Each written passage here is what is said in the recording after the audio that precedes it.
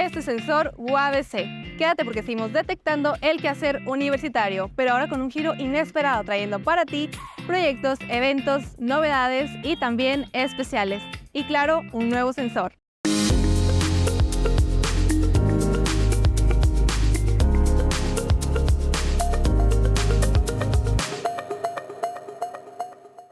Hola, ¿qué tal? Soy Yasmín Ocaña, conductora de Ciencias Cimarrón, y te preguntarás, ¿qué estoy haciendo yo aquí si no pertenezco a Sensor UABC? Y esto es Sensor UABC. Pues bueno, yo estoy muy feliz de estar aquí para anunciar nuestra unión a la familia Sensor UABC para la temporada 24, divulgando cápsulas científicas y culturales.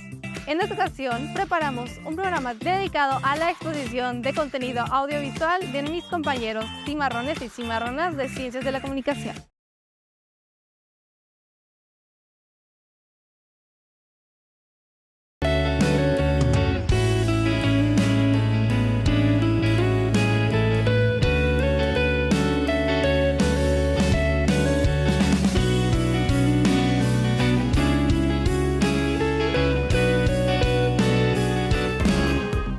Hola, yo soy Citlali.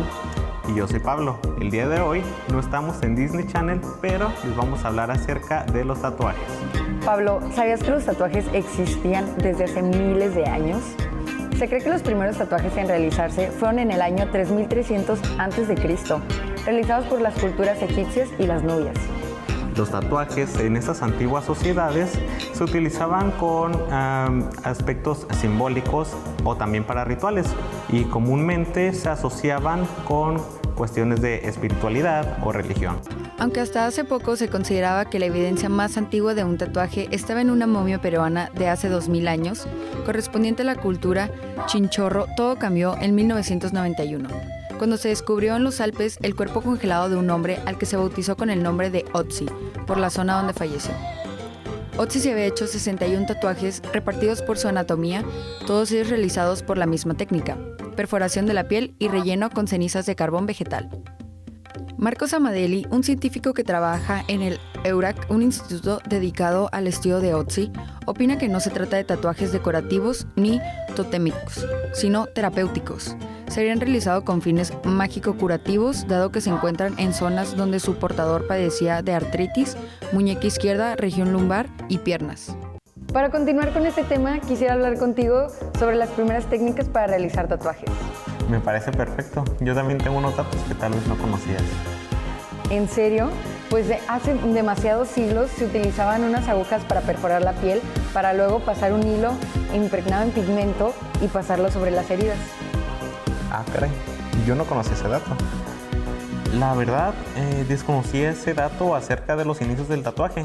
Lo que sí conozco y me gustaría compartirte es acerca de las herramientas afiladas. ¿Las herramientas afiladas? Así es, estas herramientas eran cinceles o huesos afilados que se frotaban en la piel y a través de esta herida se pigmentaban para poder hacer los tatuajes. Creo que ya había escuchado sobre esa técnica. Si no mal recuerdo, esa la practicaban los nativos americanos, ¿no? Así es, comúnmente la puedes encontrar en tribus de América del Norte. Tocando el tema de las tribus, ¿sabías que en la cultura muy utilizaban palos afilados con los que golpeaban la tinta en la piel? Esos palos que utilizaban para tatuarse eran mejor conocidos como ujis. Para continuar con este maravilloso tema, debemos seguir en los estudios de tatuajes. Acompáñenos. Hola, ¿qué tal?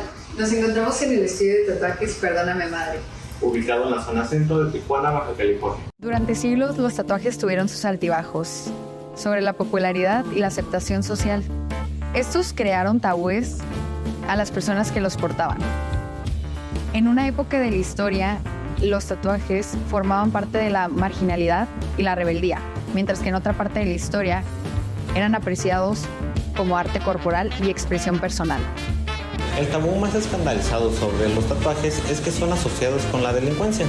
Durante mucho tiempo, los tatuajes han sido relacionados con grupos delictivos o pandillas, y esa asociación ha llevado a la creencia de que las personas tatuadas son delincuentes o poco confiables. Otro de los tabúes que aún sigue afectando en la actualidad es en la percepción profesional, ya que algunos empleadores o en algún sector laboral aún siguen con sus políticas de restricción de tatuajes visibles en algún lugar de trabajo, Aunque esto también está cambiando en muchos lugares, pues en otras profesiones más conservadores aún se limitan.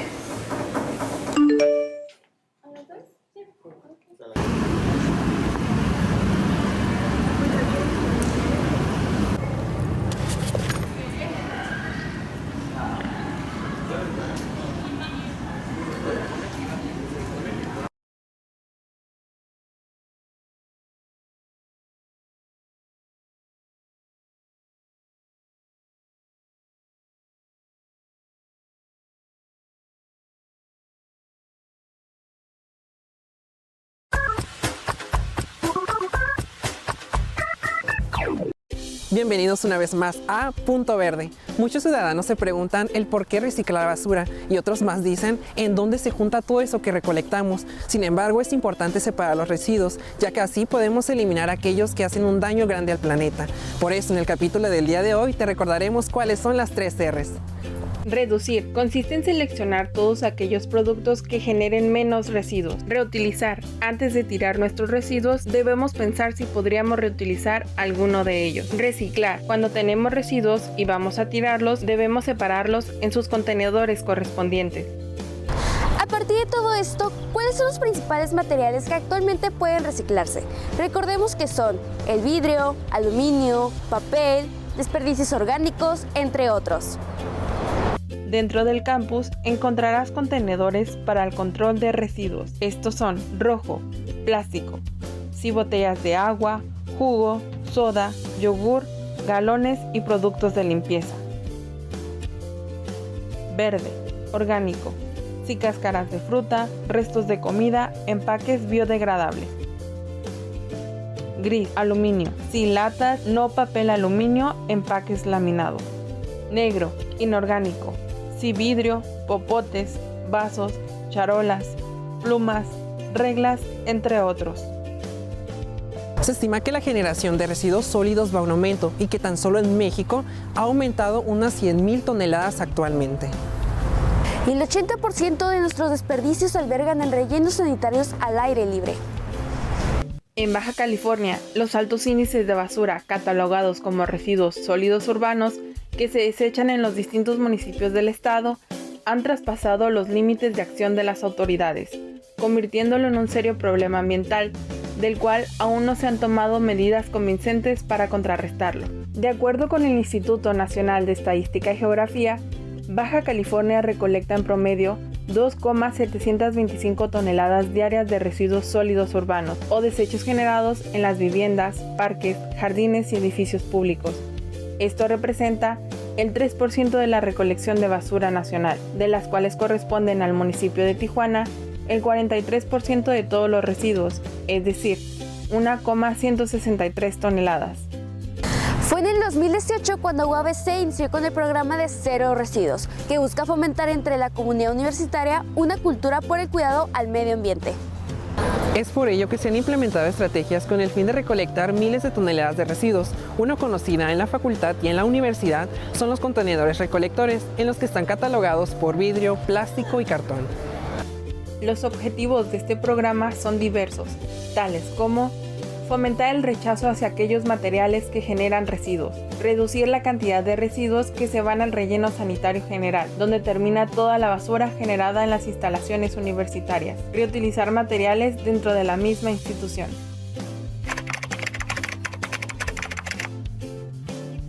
Durante los años en los que se ha implementado el programa de Cero Residuos, se ha registrado un total de 19.158 kilos de papel, 7.242 kilos de cartón, 966 kilos de plástico y 603 kilos de aluminio. Se han generado más de 10.190 kilos de composta, la cual se ha utilizado para los mismos jardines de la unidad UABC Otay.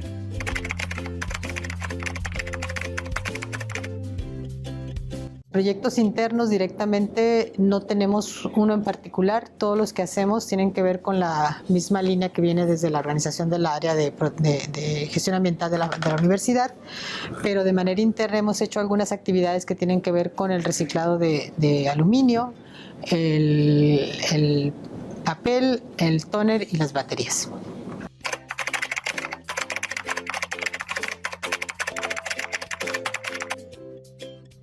Se percibe una mayor participación por parte de los estudiantes en las nuevas generaciones. Hay preocupación hay conocimiento y preocupación por el asunto del medio ambiente. Entonces, con el tiempo ha ido cambiando. Antes se empezó a participar, por ejemplo, en los proyectos internos de recuperación de tóner, papel, baterías, hay más conciencia, más participación, tanto de maestros, empleados como alumnos.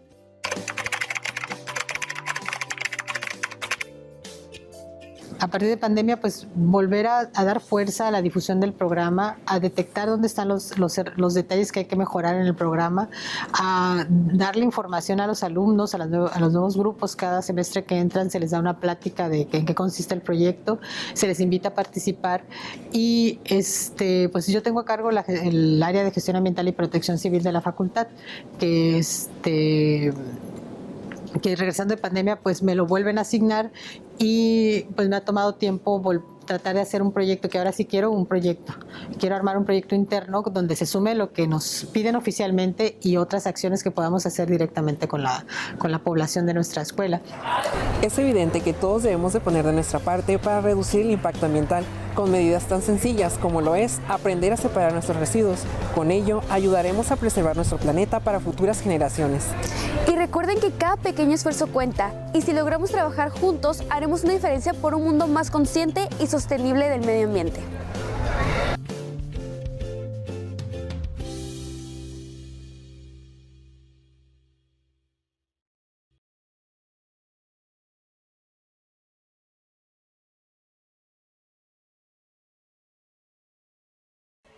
Hola comunidad de cimarrones, estamos aquí en la Facultad de Economía en Campus Tijuana para hacerles una cordial invitación y participar en nuestra campaña Dona tu libro viejo y Recolectra, que se suma a esta campaña. Por primera ocasión estaremos invitando a los tijuanenses a donar libros en buen estado, todo lo que tengan en casa, en sus centros de trabajo. Es importante que tengamos la disposición de hacer la presegregación, ya que este evento se va a realizar el día 9 de septiembre en el estacionamiento O frente a la Facultad de Economía, de 9 de la mañana a 3 de la tarde. En la campaña Dona tu libro viejo se recibirán libros en buen estado que formarán parte del programa 5x1 de la Secretaría de Cultura, que busca fomentar la lectura en el estado.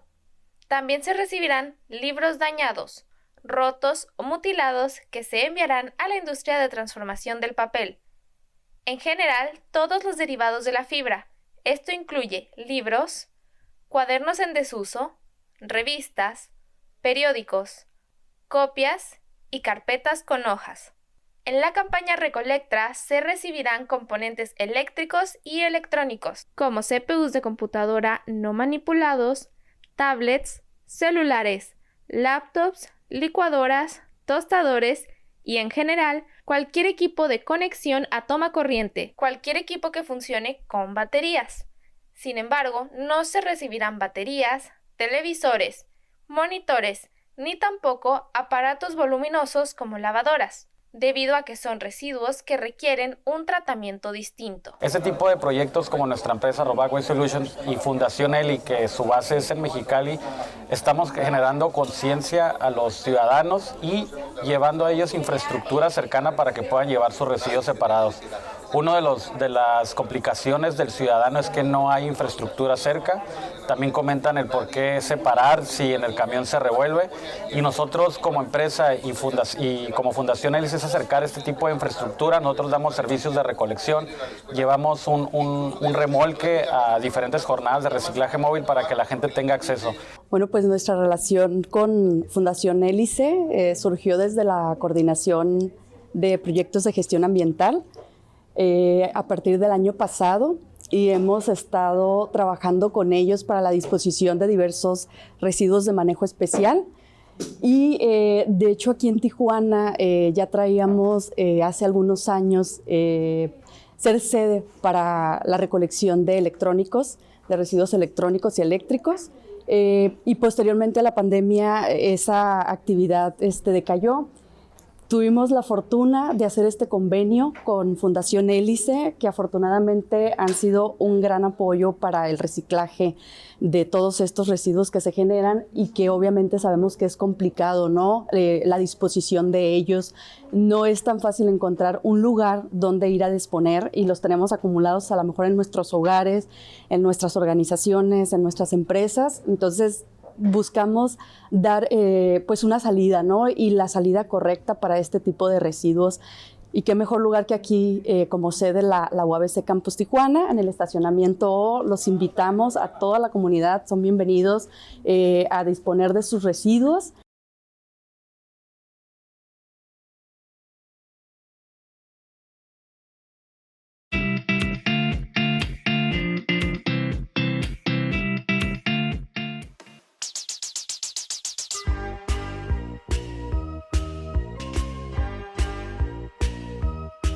Técnica del delineado.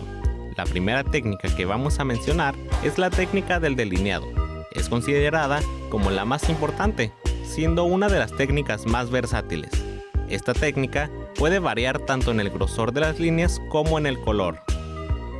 Esta técnica se utiliza sobre todo para tatuajes de líneas, también denominados tatuajes minimalistas. Esta técnica cuenta con la habilidad de hacer los contornos de los diseños, además de establecer los límites de los tatuajes respecto al color y a la sombra. La segunda técnica de tatuajes que vamos a ver es la técnica del sombreado. Esta es de las técnicas de tatuajes que requieren de una mayor concentración y, en especial, también requiere de un buen ojo del tatuador para averiguar cuáles son los tonos correctos en el espectro de sombras. Este hecho, aunque parece sencillo, es bastante complejo, puesto que es difícil notarlo cuando la piel se está enrojeciendo por el proceso del tatuaje. La técnica del sombreado consiste en ir aplicando la tinta de manera gradual en la zona en la que se desea conseguir un efecto sombra, para poder llegar a los tonos de intensidad deseados. Para alcanzar un sombreado realista y visualmente atractivo, es importante establecer primero los puntos de luz e ir trabajando a partir de ahí con la tinta negra o la de cualquier otro color. Técnica del color. Siguiendo las dos técnicas de tatuajes anteriores, nos encontramos con la técnica del color. En este caso, también es importante que el tatuador tenga buen ojo para identificar el tono ideal de los colores. La técnica del color se utiliza sobre todo en los tatuajes que requieren algunas áreas rellenas. En función del diseño, este relleno de color será uniforme o tendrá algún tipo de sombreado. Técnica de lettering. La última de las técnicas de tatuajes que vamos a ver es la técnica de lettering. Esta es la que mayor habilidad requiere, porque para conseguir un buen resultado se suelen combinar las tres técnicas de tatuajes anteriores. El lettering consiste en escribir palabras o números en la piel con un estilo y una fuente en particular. ¿Qué tal? ¿Cómo te llamas? Me llamo Jesse y como en Instagram soy como art_by_milk. Muy bien. ¿Qué significan para ti los tatuajes? Para mí es algo muy especial. Es como, yo siento que es como un ritual, pues la verdad no sabes realmente qué es lo que va a pasar. Y pues sí creo que es muy especial porque mucha gente pues hace su cita con tiempo, con muchos meses a veces de anticipación, pues pagan un buen dinero por ellos y el dolor y las horas que se avientan. No creo que es algo que quieran hacer nomás para decorar su cuerpo. ¿Qué consejo darías para los tatuajes en el proceso de sanamiento? Depende del artista. Y creo que si tiene buena aplicación, con un poquito de crema y todo eso, pues ya. Y lavarlo es lo más importante. ¿Diario? Sí, diario, sí es lo más importante. ¿Y cuál crees tú que sea la parte más dolorosa del cuerpo para ser tatuado? ¿O menos dolorosa? La más dolorosa, menos dolorosa. Las dos, ambas. La menos y la más. Pues la verdad, depende de la persona, la técnica del artista, el estado de ánimo en que está la persona también, porque eso tiene mucho que ver también. Mucha gente viene y pues anda muy nervioso, andan pensando de más y se enciclan en el dolor, en vez de nomás ir, relajar. Yo le digo a la gente, coman bien, vengan bien descansados y sin cruda. Eso es como lo más ideal. Okay. Pero los que siempre, sin falla, casi siempre, como las costillas, las axilas, detrás de las rodillas. Y los que son menos dolorosos, pues yo supongo que lo de afuera. Como este exterior está para proteger tus órganos, pues estamos diseñados para recibir golpes y cosas así. Como estas áreas exteriores no duelen tanto. Ya los interiores son los que sí. Ok, y por último, ¿qué consejo le darías a las personas que se quieren tatuar por primera vez? Háganlo. Sí, yo digo, nunca le tengan temor a hacer nada, ¿entiendes? Okay. Como, sí, hacer las cosas y todo va a estar bien. Y su cuerpo, así que háganlo. Muy bien, muchísimas gracias. No, eso fue todo. Muchísimas gracias a ustedes, Gracias por todo. Para finalizar, queremos agradecer a todos los increíbles artistas del tatuaje. Asimismo, a Perdóname Madre que nos permitió visitar su estudio. Recuerden que el arte del tatuaje va más allá de la estética. Cada tatuaje es una historia que cuenta algo personal, una declaración de identidad y un recordatorio de experiencias significativas. Los tatuajes siempre serán una expresión duradera de nuestra individualidad. Hasta pronto.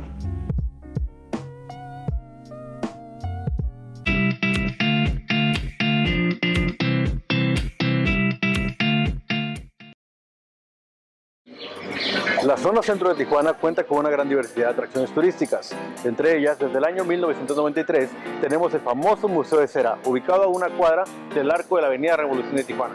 Ven, acompáñanos a descubrirlo.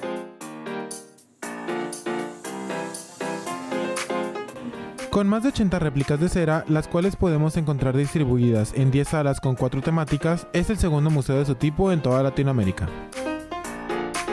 Algunas de las temáticas presentadas en el establecimiento son la época prehispánica de México, el periodo misionero en Baja California, historia de Tijuana y héroes de México.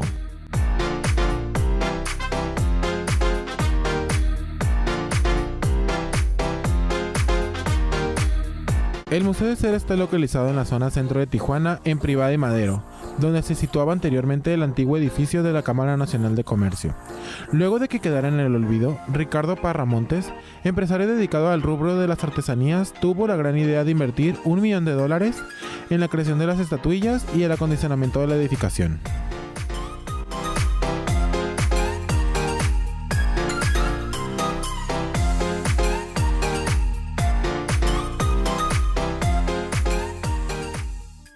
Una de las salas más populares es la de terror, donde encontramos a personajes icónicos como Jack el Destripador, el Hombre Lobo, Drácula, entre otros.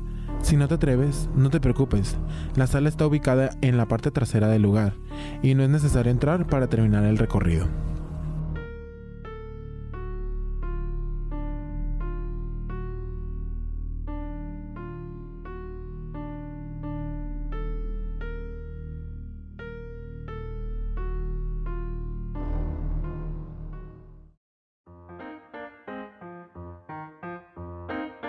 Exhibe una colección de personajes de la literatura y el cine, así como personajes famosos, entre ellos Ramón Ayala, Pedro Infante, Lola Beltrán, Luis Miguel, Michael Jackson, Cantinflas, Hernán Cortés, Cuauhtémoc, Moctezuma, Venustiano Carranza, Porfirio Díaz y Emiliano Zapata.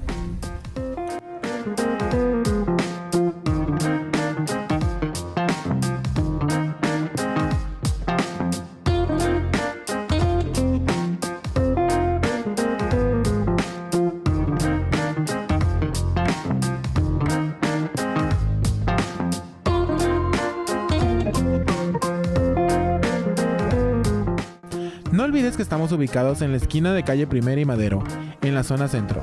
Atrévete a visitarnos y vivir la experiencia de este emblemático lugar por un pequeño costo de 40 pesos.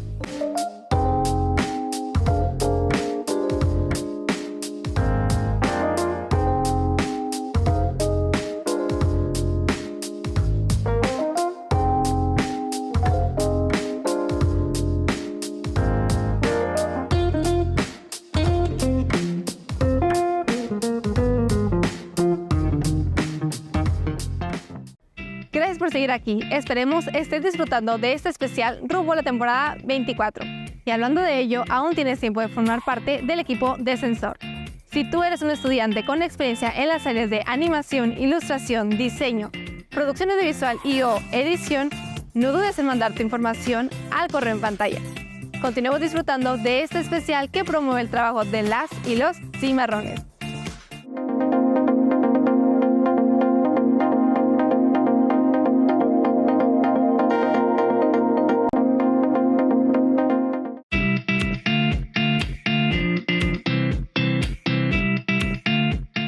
No sirves para nada, eres horrible.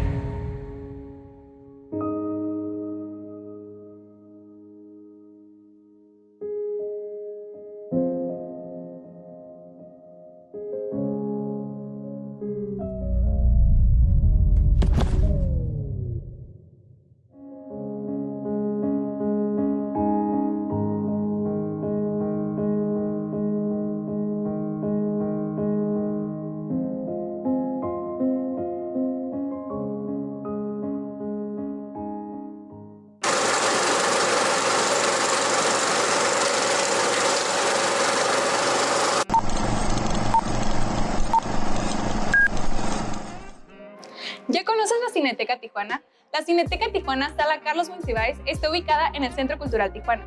Es un espacio que busca promover y difundir el cine y la cultura cinematográfica. La Cineteca cuenta con una amplia selección de películas, tanto clásicas como contemporáneas, que incluye una programación que ofrece ciclos de cine, festivales y retrospectivas de directores. Fue inaugurada en 2010 y desde entonces se ha convertido en un lugar importante para la cultura de Tijuana y es un espacio valorado por los cinéfilos de la región. La Cineteca es reconocida por su diseño arquitectónico y destaca por su modernidad y funcionalidad y por su compromiso con el cine internacional. Mi nombre es Israel Jacome, soy el proyeccionista de la Cineteca Tijuana, llamada la Sala Carlos Monsiváis, aquí en el Centro Cultural Tijuana. La Cineteca, la Sala Carlos Monsiváis, es una sala muy versátil, ya que nosotros podemos reproducir bastantes formatos, desde el Betacam, el VHS, el DVD, después el Blu-ray. También tenemos por medio de USB otros tipos de códecs o formatos que ya le llaman ahora en la actualidad.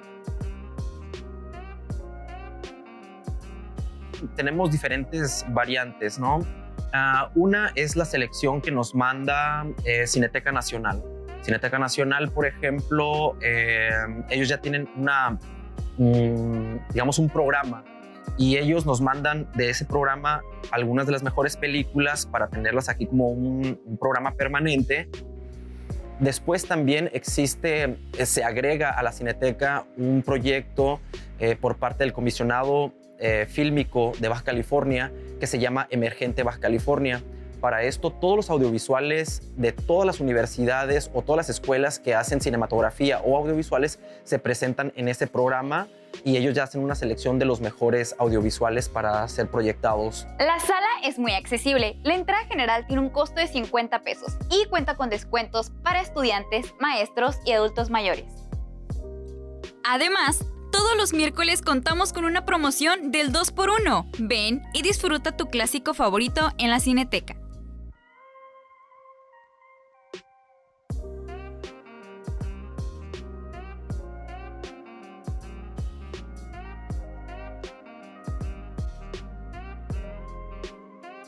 Visita la Cineteca Tijuana Sala Carlos Monsiváis y disfruta de una experiencia cinematográfica como ninguna otra, aquí en el Centro Cultural Tijuana.